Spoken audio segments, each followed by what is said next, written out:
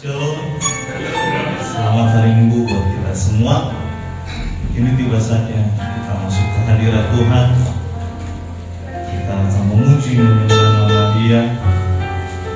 Oleh sebab itu saya mengundang Bapak Ibu Saudara sekalian sama-sama kita bangkit berdiri. Kita masuk ke hadirat Tuhan. Karena Tuhanlah yang Raja dalam buat kita. Dia turun ke dunia selamatkan manusia.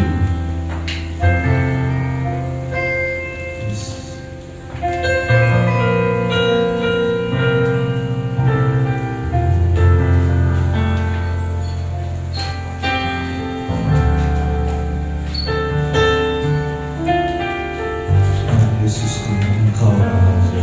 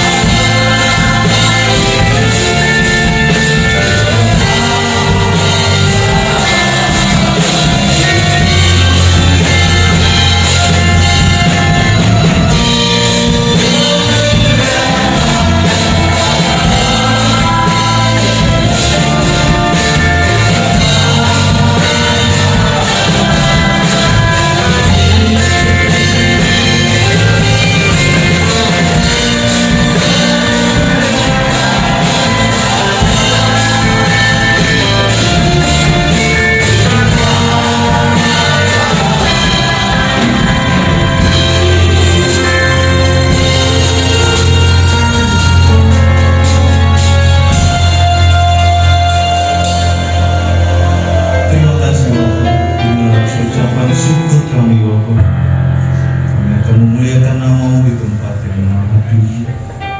Tiba saatnya kami akan memuji, bersorak, dan memuliakan nama-Mu Bapa.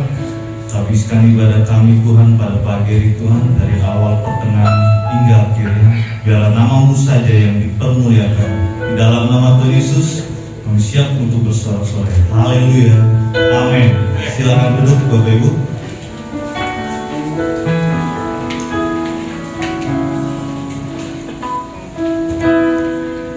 Terlalu besar pengorbanan Tuhan bagi kita, terlalu dalam untuk dimengerti, karena telah menebus dosa kita. Kemanakah aku dapat pergi menjauhi lembut yang suci? Kemanakah aku dapat pergi menjauhi lembut yang suci?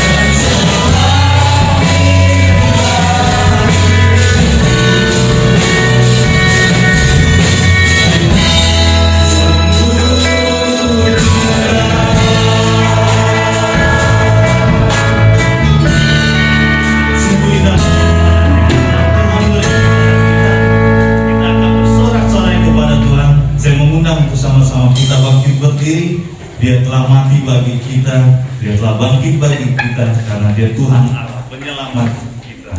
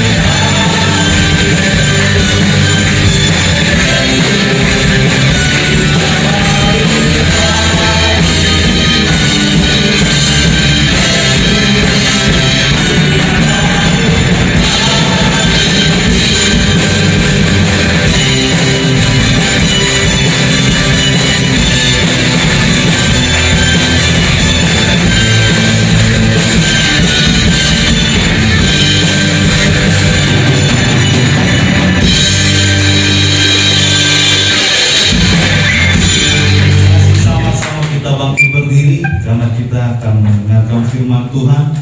Dia telah baik bagi kami, Dia telah baik buat kita.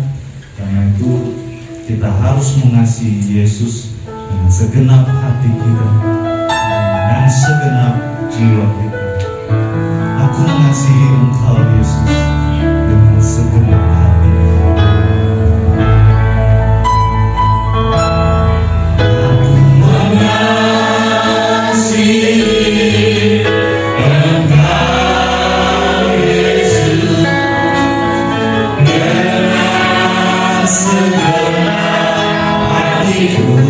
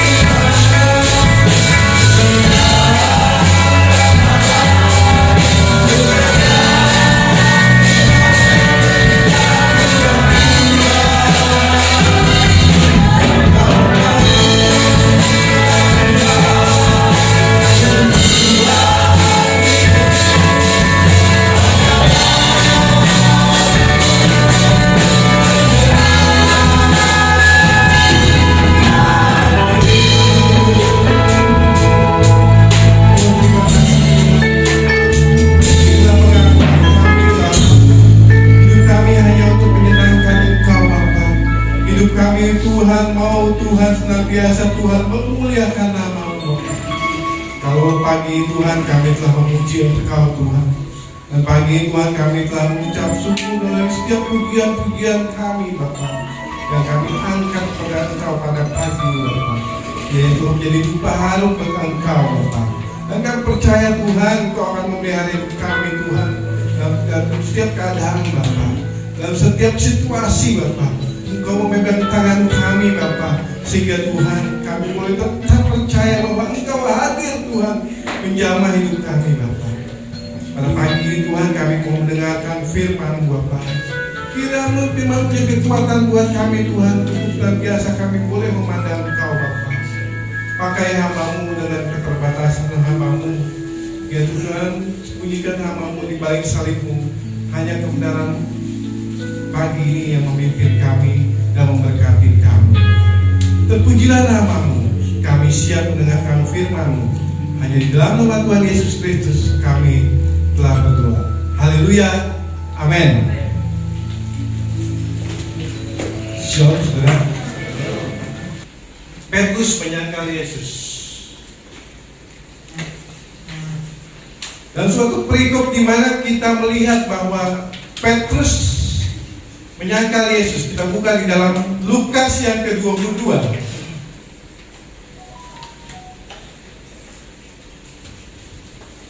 Lukas 22 ayat yang ke-54 sampai ke-63. Saya akan bacakan. Saudara bisa menyimak. Lalu Yesus ditangkap dan dibawa dari tempat itu. Ia digiring ke rumah imam besar dan Petrus mengikut dari jauh. Di tengah-tengah halaman rumah itu, orang memasang api dan mereka duduk mengelilingnya. Petrus juga duduk di tengah-tengah mereka. Seorang hamba perempuan melihat dia duduk dekat api. Ia mengamatinya lalu berkata, juga orang ini bersama-sama dengan dia. Tetapi Petrus menyangkal, katanya, bukan, aku tidak kenal dia. Tidak berapa lama kemudian seorang lain melihat dia lalu berkata, engkau juga seorang dari mereka?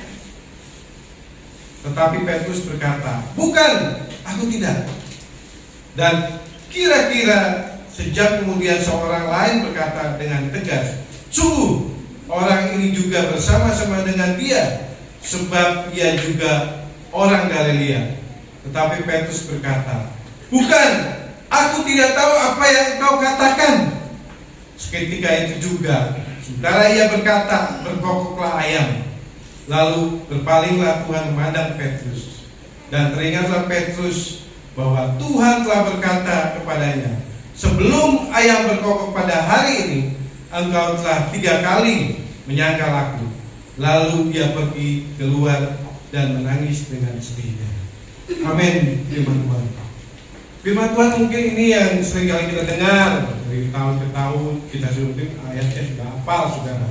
Namun pada pagi ini kita mau belajar, kita mau melihat makna di mana Petrus menyangkal Yesus. Petrus menolak Yesus dengan kata 3 kali, saudara, di rekap ini, saudara. Bukan, aku tidak kenal dia. Bukan, aku tidak. Bukan, aku tidak tahu. Apa yang kau katakan? Itu adalah suatu sanggahan-sanggahan di mana Petrus menghindar dan Petrus tidak mengakui siapa Yesus. Kalau teman tuh, ibarat teman tuh mengkhianati, saudara. Mengkhianati. Kalau kita berteman, aku mau kenal dia. Itu teman kita berkhianat. Nah, Yesus dikhianati oleh Petrus. Namun kita mau belajar pada pagi ini, siapakah Petrus yang menyangkal Yesus? Petrus adalah seorang yang murid Yesus yang bersemangat di antara murid-murid yang lain. Dia lantang suaranya. Mungkin dia antusias sekali jadi orang. Tidak, dia juga langsung dia semangat sekali berapi-api. Dan Petrus juga merupakan seorang murid di mana kalau ring itu dia ring 1. Di mana setiap harinya dia bersama-sama dengan Yesus. Yakobus dan Yohanes yang senantiasa bergaul dengan Petrus. Kalau kita lihat Presiden Jokowi, ring 1-nya loh Panjaitan, ya gak? Erlangga Hartanto, ring 1-nya sudah. Nah, ring 2-nya menteri-menteri yang lain. Nah, Petrus termasuk orang yang dekat dengan Yesus. Yesus berkata kepada Petrus dan Petrus menyampaikan ke teman-temannya. Itu ring 1. Yang kedua, yang ketiga, dia punya pengalaman bersama Yesus, berjalan di atas air. Engkau hantu, Petrus, kemarilah. Petrus berjalan di atas air. Ada suatu pengalaman spiritual yang luar biasa, di mana keajaiban terjadi, di mana orang tidak bisa jalan di atas air. Petrus bisa lakukan itu, berjalan di atas air, dan akhirnya karena itu suatu keraguan dia jatuh. Dan Petrus juga mengalami suatu hal yang kehormatan luar biasa, di mana dia boleh ngikut menyaksikan, di mana Tuhan Yesus membuat suatu pertemuan. Ada Musa, ada Elia. Petrus melihat, wah, kalau begitu kita dirikan suatu kemah di sini, kita akan mengingat kehadiran Elia dan Musa. Dan itulah adalah gambaran-gambaran Petrus yang sesungguhnya, di mana dia orangnya yang positif. Namun setiap orang ada suatu hal yang positif, ada karakter di mana yang tertanam dalam hatinya, jiwanya, yaitu dia karakternya labil, saudara. Di sini dikatakan bahwa Petrus itu orangnya yang labil. Labil pengertiannya dia mudah bimbang, cepat bertindak, cepat berubah. Akhirnya dia nggak konsisten, orang bilang. Ke kanan, ke kiri, ke kanan, ke kiri, ke kanan, tergantung situasi. Inilah gambaran si Petrus itu. Gampang bertindak dan cepat surut dan gampang mudah. Tidak ada pendiriannya, saudara. Dan kehidupan hari-hari ini juga kita memiliki suatu hal yang positif dalam kehidupan kita. Ada hal yang menang, ada hal yang lemah. Nah, ini dialami oleh Petrus. Yang dia pertanyaan selanjutnya, saudara, mengapa Petrus harus kuat?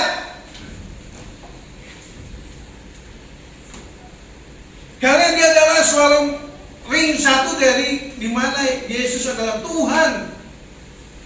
Dia harus kuat. Karena apa? Iblis menuntut dia untuk menampil seperti gandum, saudara. Kalau kita sebagai anak Tuhan hari ini, Tuhan juga tuntut kita. Tapi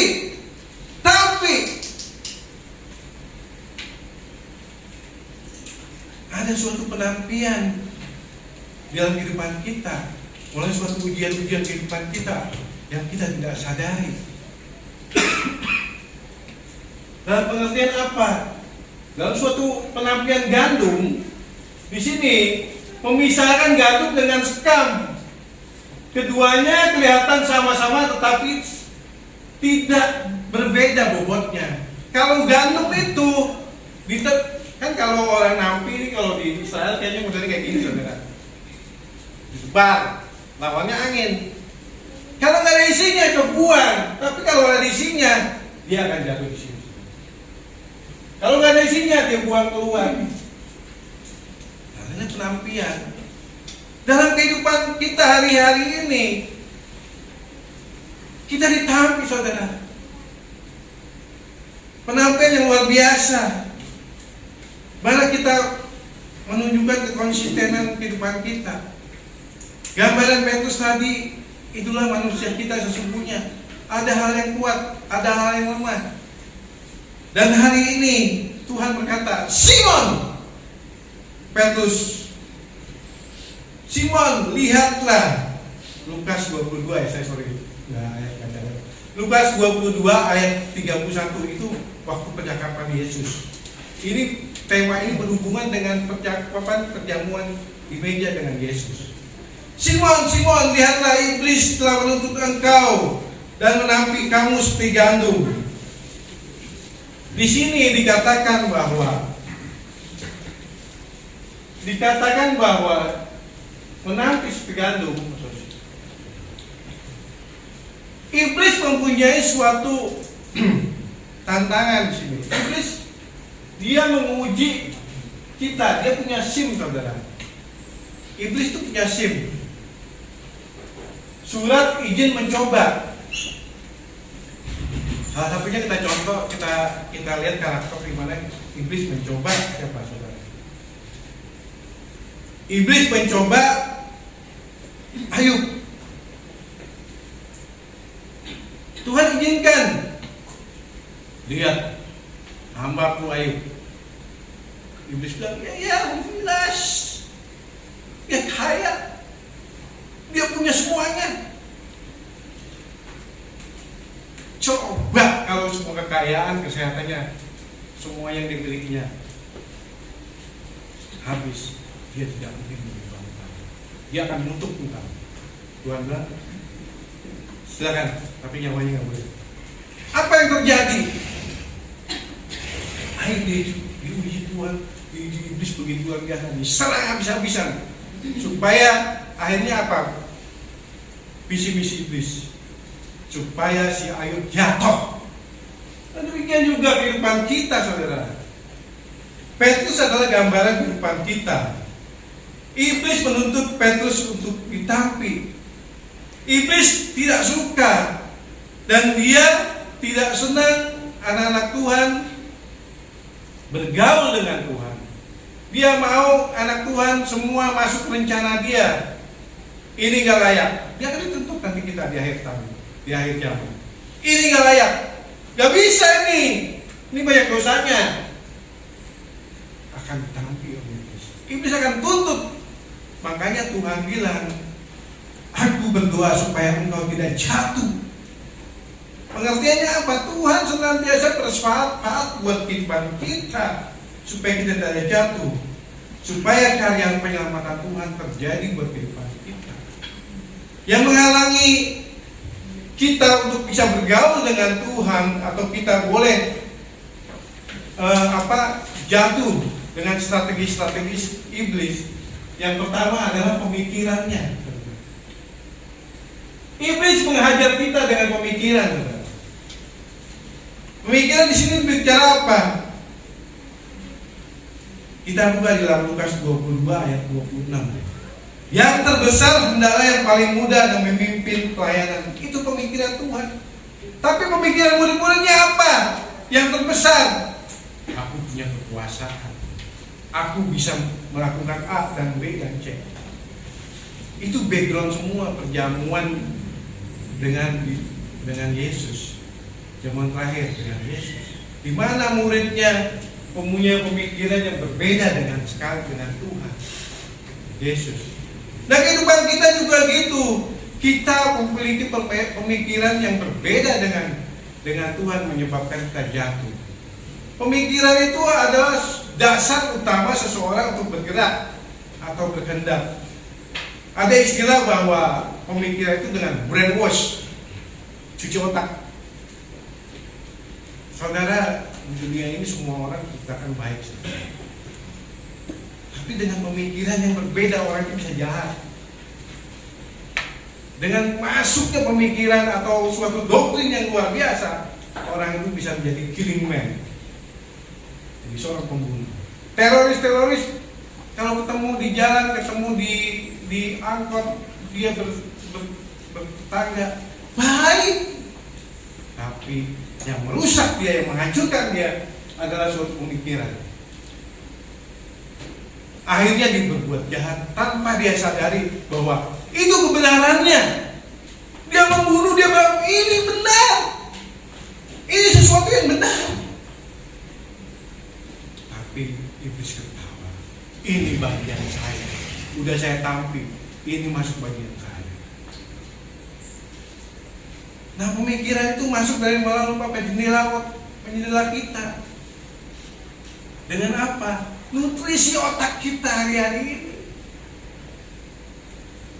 Kita bisa jahat karena apa? Kita tidak kenal Tuhan, nggak pernah baca firman Tuhan, nggak tahu apa yang Tuhan mau. Saudara, kamu sehati dan sepikir dengan Kristus, itu yang Tuhan mau.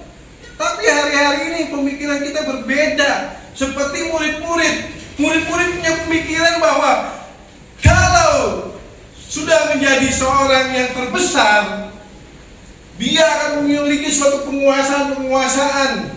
Dia akan menjadi seorang pemimpin yang luar biasa. dia punya kekuasaan, punya power. Tapi Tuhan berkata di Lukas 22 ayat 26, yang terbesar adalah yang paling muda, artinya yang paling rendah. Dan pemimpin adalah seorang pelayan. Suatu pemikiran yang terbalik, suatu pemikiran yang berbeda dengan Tuhan. Dan hari-hari ini pemikiran kita berbeda dengan Tuhan kah? Itu suatu pertanyaan buat kita. Iblis bekerja di dalam pemikiran kita. Apa yang kita makan hari-hari ini? Firman Tuhankah kita makan? Apakah berita gosip yang kita makan? Ataukah berita perangkah yang kita makan? Ataukah berita hal-hal yang tidak berkenan di hadapan Tuhan yang kita asup sehingga kita tidak bisa melakukan apa yang dinamakan kehendak Tuhan? Akhirnya apa?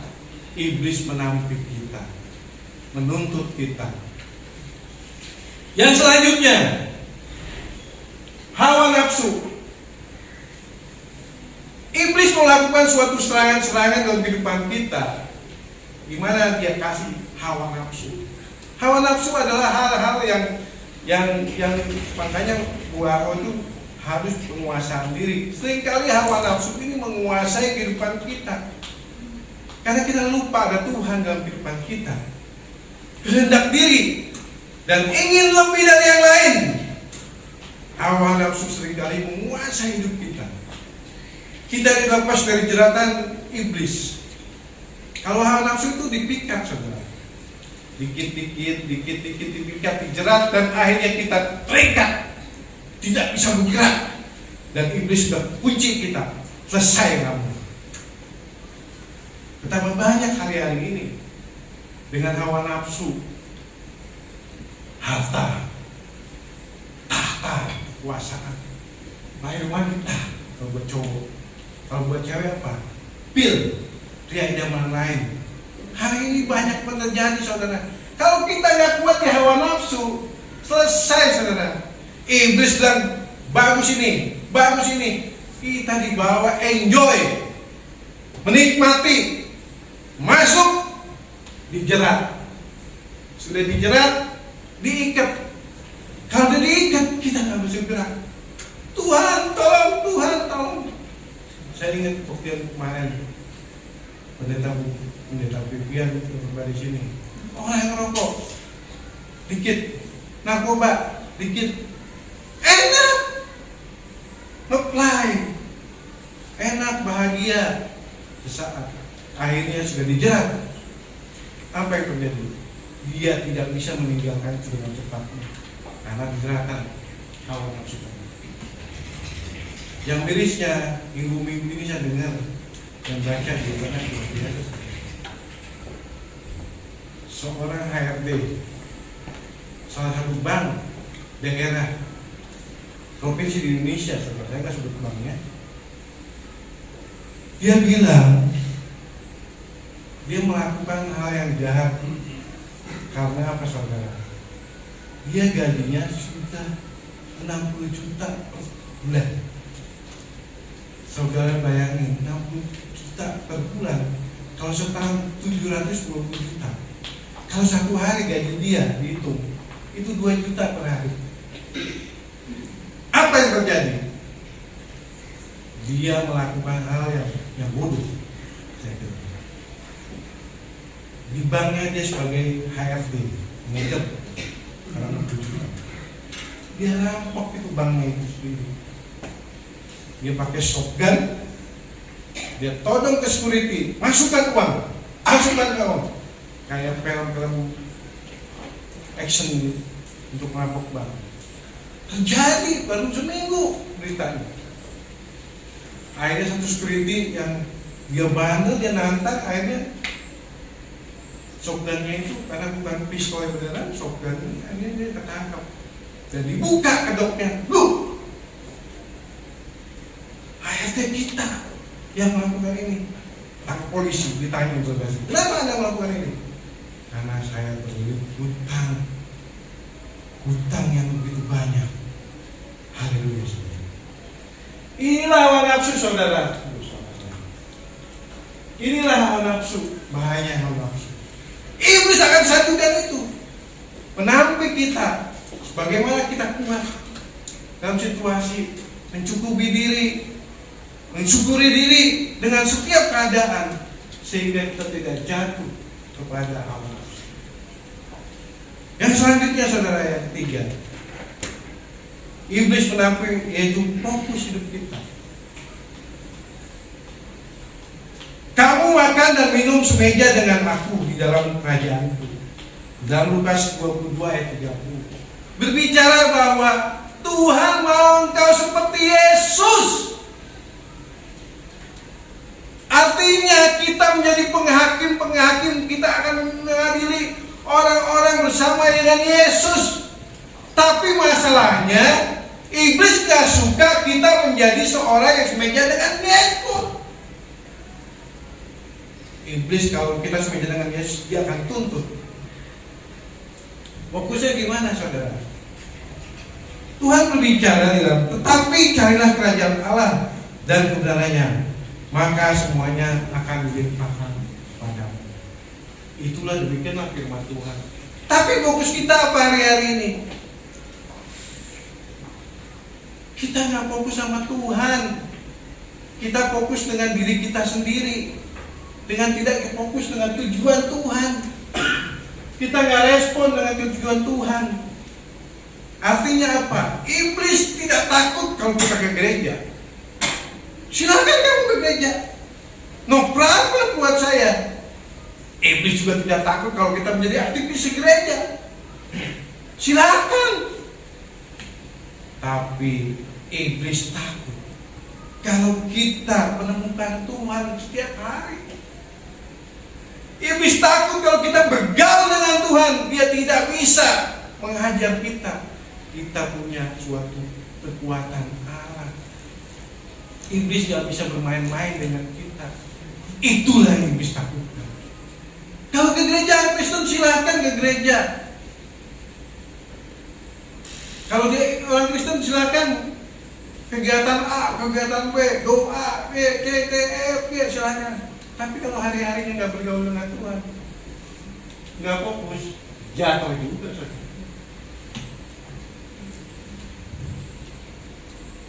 Apa yang membuat si Petrus, kembali lagi, apa yang membuat Petrus itu jatuh dan kalah dan gugur kalau perang? Bagaimana iman Petrus bisa gugur atau kalah? Suatu pertanyaan buat kita. Kok dia piring satu ya? Kok dia bisa jatuh? Kok dia orang Kristen? Udah aktivis, udah jadi pelayan Tuhan, kok masih bunyinya masih gugur dan kalah?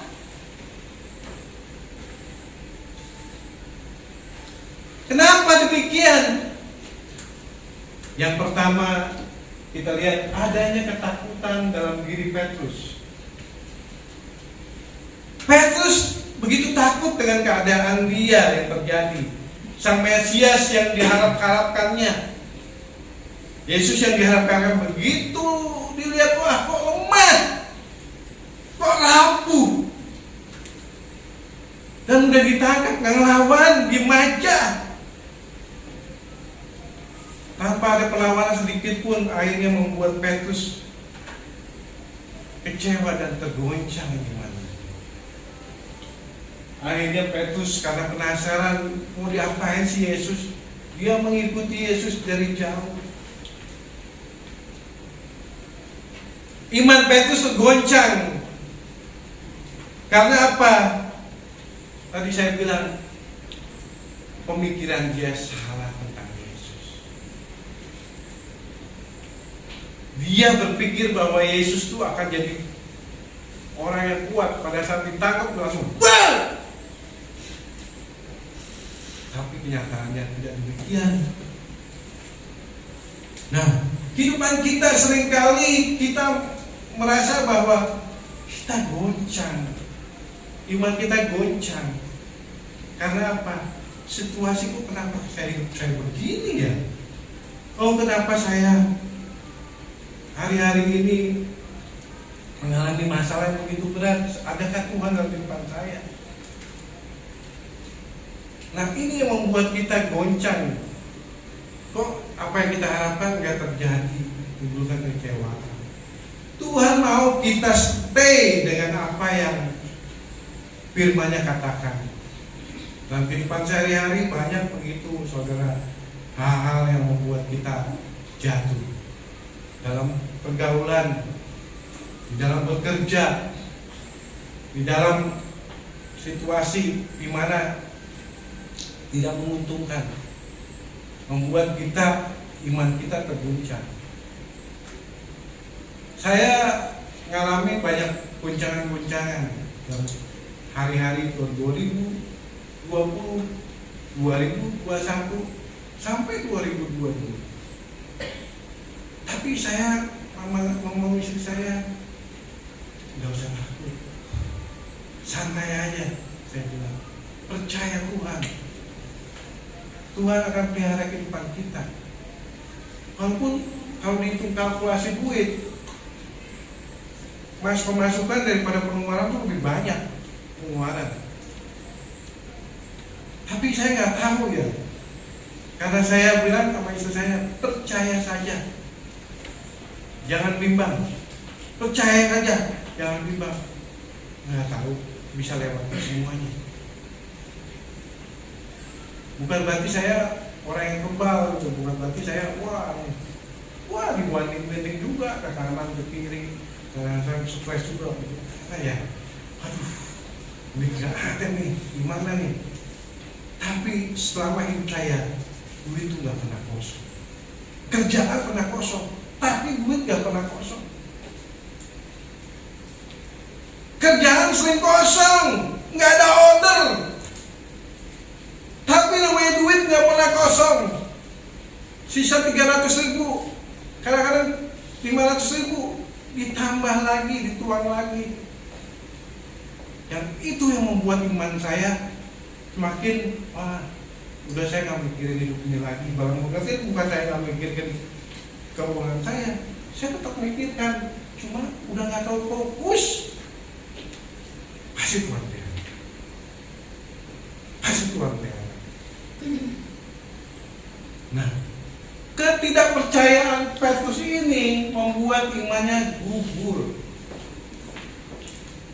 Karena pemikiran dia yang membuat dia jatuh, membuat dia salah persepsi.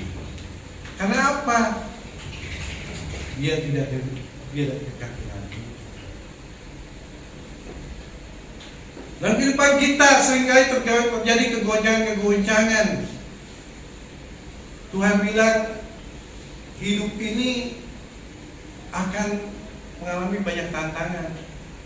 Nah ini ujian kita hari ini.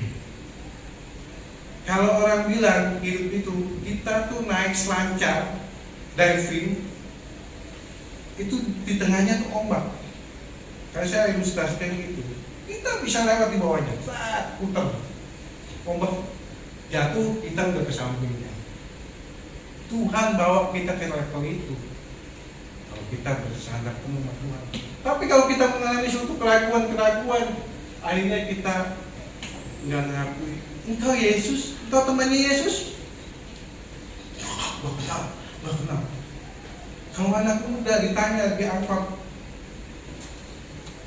engkau anak orang Kristen ya? Nah itu udah mengaku Yesus. Siapapun yang nanya kita, walaupun kita masih berondong, saya Frans, saya agama Kristen. Di sebelahnya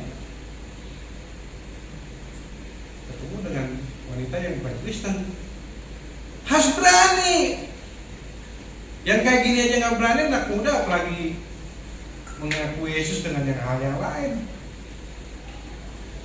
Para pejabat tergoncang karena untuk naik karir dipertahankan juga agamanya.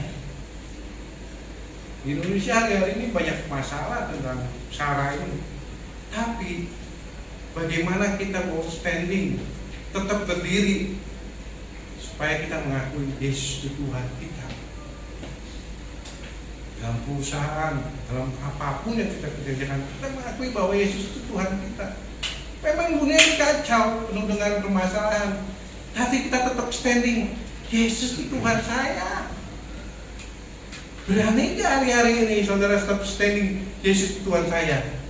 Di pergaulan remaja, pemuda, saudara tetap standing. Saya ini pengikut Yesus loh. Saya nggak melakukan hal yang itu. Bisa nggak dalam bekerja? Saya ini pengikut Yesus loh. Walaupun ekonomi saya terguncang, sedikit pun saya nggak mau korupsi. Bisa nggak berkata demikian? Kalau nggak bisa, saudara dikatakan gugur, kalah. Karena apa? Saudara memikirkan bahwa kapan lagi dapat rezeki nomplok kalau nggak hari ini gue kerjain. Tapi tidak ada Tuhan ada di hati kita. Duit itu cepat, saudara. Hari ini ada, besok hilang. Tapi kuasa Tuhan hari ini ada buat kita sampai selamanya. Itu yang berbeda. Yang selanjutnya, bagaimana iman Petrus bisa gugur?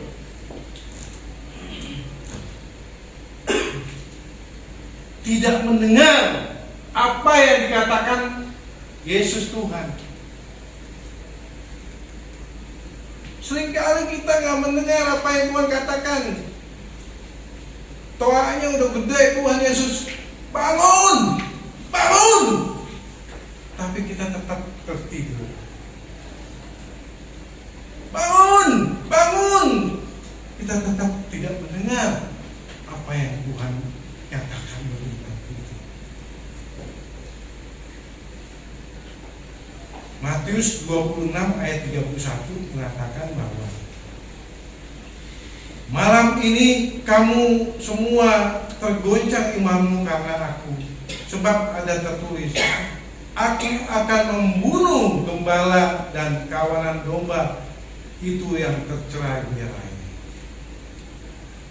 Pada waktu zaman makan malam, zaman terakhir, Tuhan mengatakan bahwa malam ini imanmu akan tergoncang semua. Terus Lukas 22 ayat 31. Simon, Simon, lihatlah, iblis telah menuntut engkau untuk menapi kamu seperti gambir. Kenapa Yesus mengatakan Simon, Simon? Simon itu artinya labil. Tapi kalau Petrus itu batu karang. Yesus menamakan engkau Simon, aku ganti namamu Petrus, batu karang, atau Kefas bahasa Arabnya, bahasa Yunani Petrus. Artinya apa? Tuhan ngomong, Simon, lemah, lemah. Iblis telah menuntut engkau diganggu.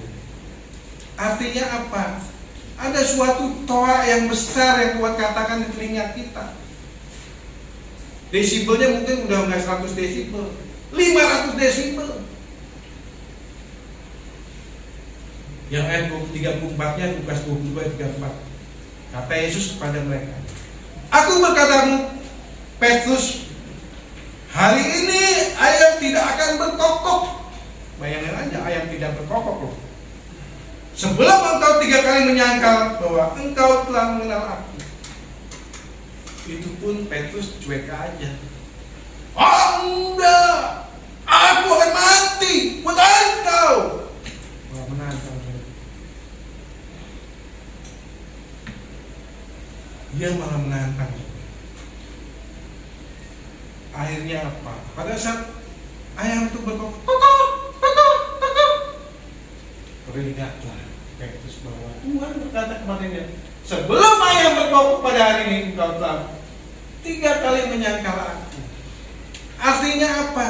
Kita tidak peka dengan perkataan Tuhan. Kita tidak mau mendengar, tidak punya kepekaan akan suara Tuhan. Tidak fokus dengan apa yang Tuhan katakan buat kehidupan kita. Seringkali Tuhan berkata terus dalam hidup hati kita. Tapi kita harus menyangkal, kita off. Sinyal kita matiin, switch off. Kenapa Petrus gagal? Karena di switch off terus perkataan Tuhan. Kehidupan kita juga tiap hari-hari ini sering di switch off.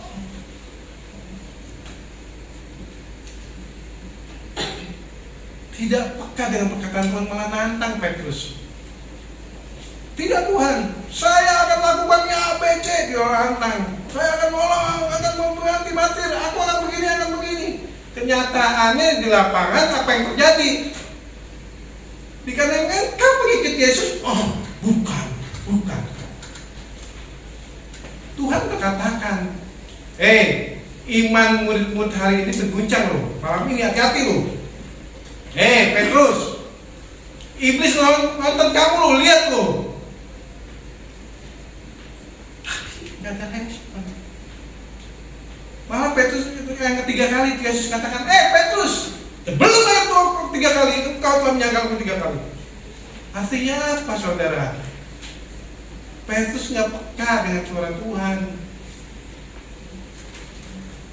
Nah, hidupan kita juga demikian hari-hari ini. Kenapa kita gugur? Ya itu karena kita nggak peka. Tuhan bisa berkata melalui firman Tuhan, melalui teman-teman, melalui mimpi, melalui segala aspek kehidupan kita. Saya punya cerita sedikit ya. Hari-hari kemarin saya mimpi saudara. Anak saya si Samuel gigit ular. Saya mimpi itu kadang-kadang gigit ular apa ya? Saya ngomong sama istri saya, aku mimpi si Samuel gigit ular. Kata istri saya, udah cover. Saya bilang cover apaan? Ya doa lah katanya. Ya udah, oke. Dan nanti berdoa dah begini, bahasa enaknya aja. Ya saya nggak doain saudara, bener saudara. Sakit saudara. Terus istri saya nanya, kamu udah cover belum? Belum. Kamu tuh udah dikasih tanda, udah kasih suatu kepekaan yang luar biasa, kamu nggak lakukan. Nah itu Petrus, demikian juga Tuhan bilang, aku berdoa buat engkau. Pada saat engkau insaf, engkau akan ingatkan, kuatkan teman-temannya yang lain. Nah kenapa kita perlu doa pendukung? Itu saling menguatkan saudara. Mungkin jari saudara bisa membantu dengan mendoakan orang lain. Suara saudara dimanapun saudara berada bisa membantu teman-teman yang jatuh. Itu pentingnya doa. Mungkin minggu lalu bagaimana respon doa kita. Doa itu komunikasi dengan Allah. Nah itulah tentunya kepekaan. Pekaan itu melalui apa? Melalui berdoa setiap hari, berhubungan dengan Tuhan setiap hari. Pemikiran dengan apa? Dengan isi firman Tuhan, isi hal-hal yang positif dan memuliakan Tuhan. Amin. Berfirman Tuhan.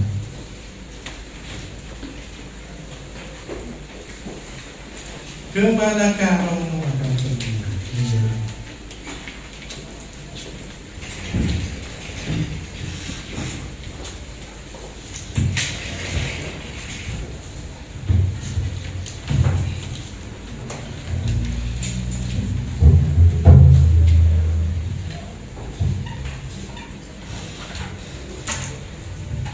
Kita mau bagi diri saudara kita mengakhiri yang kita pagi.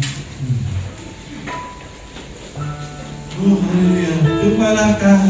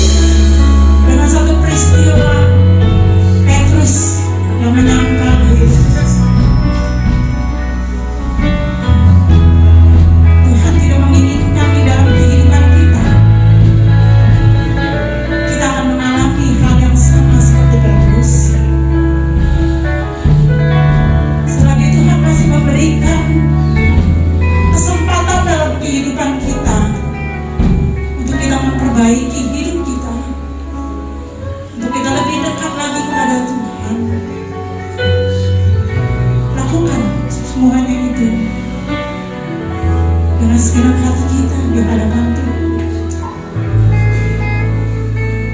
Tuhan sedang menampi hidup kita dengan berbagai macam tantangan yang kita hadapi, dengan berbagai macam persoalan, sakit penyakit yang kita hadapi. Jangan kita hanya menggebu-gebu dengan emosi kita, pemikiran kita, dalam kita mengiring pada Tuhan. Tapi nyatakan dari dasar hati kita yang paling dalam di hadapan Tuhan. Berikan kekuatan pada kami Tuhan, agar kami tidak pernah menyangka Engkau apapun yang terjadi dalam hidup kami. Buat kami tetap Tuhan berpegang teguh kepada-Mu Tuhan, selagi Kau masih memberikan kesempatan dalam hidup kami. Yesus, terima kasih Bapa. Terima kasih Bapa.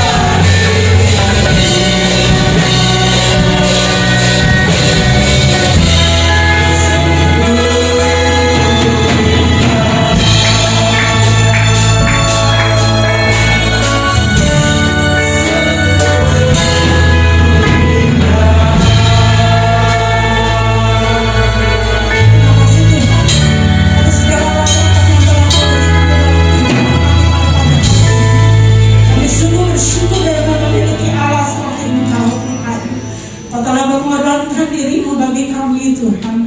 Dan pada saat ini kami hidup di dalam kemenangan oleh karena Engkau ada bersama-sama dengan kami Tuhan. Kami bersyukur Tuhan, kami bersyukur. Pada kesempatan pagi ini kami berdoa Tuhan bagi saudara-saudara kami yang sakit, buat Theo Tuhan, buat Samuel, buat Pak Randy ya Bapak, buat Ibu Martua, dan saudara-saudara kami yang lainnya Tuhan yang tidak dapat kami sebutkan satu persatu. Mari Engkau tolong menjamah dengan kuat kuasa yang daripada-Mu Tuhan. Kalau Engkau tolong menjamah kami, Engkau juga akan menjamah mereka ya Bapak. Engkau juga akan memberikan kekuatan dan kesembuhan di dalam kehidupan mereka. Mungkin ada di antara saudara-saudara kami dan jemaat-Mu Tuhan yang pada saat ini sedang memberat berat, sedang mengalami satu persoalan atau jalan buntu Tuhan. Namun pada saat ini kami bersahati ya Bapak, di dalam nama Tuhan Yesus Kristus, Engkau memberikan jalan keluar Tuhan. Mereka akan diberikan kekuatan daripada-Mu ya Bapak. Kalau pada saat ini ada sudah jemaat-Mu yang sedang mencari pekerjaan, mari Engkau bertolong ya Bapak. Bukakan lapangan pekerjaan ya Bapak, sehingga mereka dapat Tuhan mencari nafkah sesuai dengan apa yang Kau kehendaki di dalam kehidupan mereka ya Bapak. Dan hanya nama Tuhan saja yang akan senantiasa dipermuliakan.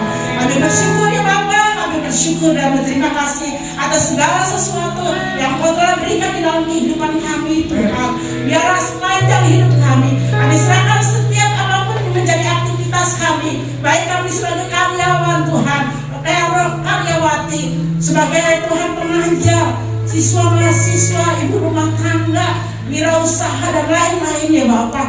Kami percaya bahwa Engkau adalah Allah yang senantiasa menyertai dalam kehidupan kami. Apapun yang akan kami lakukan Tuhan, Engkau akan buat kami menjadi berhasil. Engkau tidak akan pernah sekali-kali meninggalkan di dalam kehidupan kami. Engkau akan mencukupi kami Tuhan, Engkau akan memelihara kami. Dan terutama Tuhan, tetap Tuhan kami setia di dalam Engkau ya Bapak. Pada kesempatan ini Tuhan, Kau juga akan memberkati bagi kami akan memberikan persembahan kepada-Mu ya Bapak. Biarlah apa yang telah kami terima Tuhan daripada-Mu, Engkau akan Tuhan limpahkan terus ya Bapak, sehingga kami dapat Tuhan Yesus melakukan sesuai dengan apa yang Kau ingini di dalam kehidupan kami. Kami membawa bangsa dan negara kami dan pemerintahan kami yang tertinggi sampai terendah. Biarlah pemeliharaan-Mu akan Kau nyatakan di dalam kehidupan mereka ya Bapak. Bapa di surga, kami bersyukur kami akan menutup ibadah kami pada pagi hari ini. Kita menyiapkan hati kita untuk kita mendapatkan berkat. Saudara yang dikasihi oleh Tuhan, marilah kita pulang dengan membawa berkat dari Allah Bapa, Allah Anak dan Roh Kudus. Kiranya akan senantiasa menyertai dalam kehidupan kita. Dia akan senantiasa memberkati dalam kehidupan kita dari sekarang sampai selama-lamanya, sampai Tuhan datang yang kedua.